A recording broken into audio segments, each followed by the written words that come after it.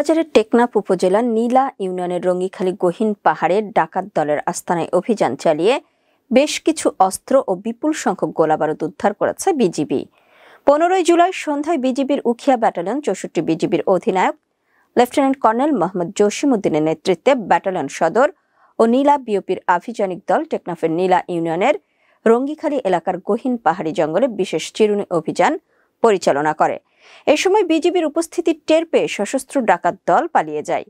পরে বিজিবির আভিযানিক দল তাদের আস্তানা ঘেরাও করে তল্লাশি চালিয়ে একটি বিদেশি রিভলভার, 21 রাউন্ড রিভলভারের গুলি, একটি লং ব্যারেল, 1 নলা গাদা বন্দুক, 3 রাউন্ড ছড়া গুলি ও 5টি খালি খোসা, একটি এলজি গান, একটি 1 শুটার পিস্তল, 14 রাউন্ড রাইফেলের গুলি, একটি লং বডি ক্রিস এবং 2টি লং বডি রামদা উদ্ধার করে।